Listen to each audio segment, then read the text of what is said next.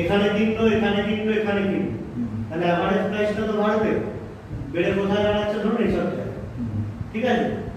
এইসব জায়গার প্রাইস এইখানে যদি টুকটুক করে, এখানে লোকের কি দেখে, মদন বাবু কি দেখছে, প্রাইস 3-4 দিন ধরে একই আছে, তাতে খুশি হয়েছে এবং আগামী 3-4 দিন ধরে প্রাইসটা পড়ছে না, আগামী 3-4 দিন ধরে স্টেবল আছে, পড়ছে না, তার মানে বেশ স্টকটা স্ট্রং।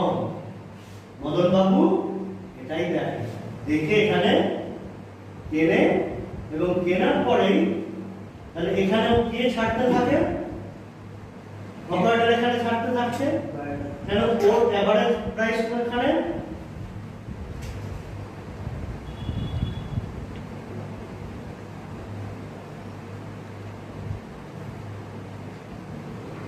এভারেজ প্রাইস এই জায়গাটা,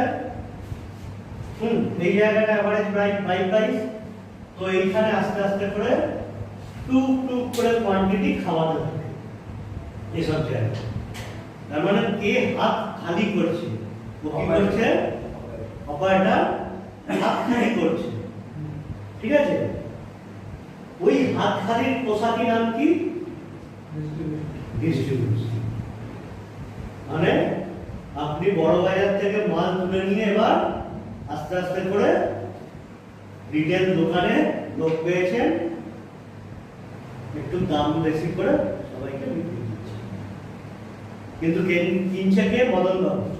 কেন কিনছে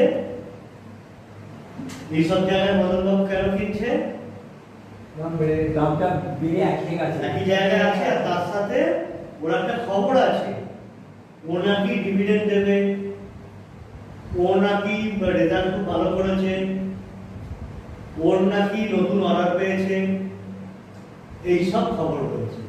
খবরটা কে খুশি হচ্ছে, মদন বাবু। তো আর কিনছে কোথায়, এখানে, আর বেচছে কে, যার নাম পোশাকি নাম ডিস্ট্রিবিউশন।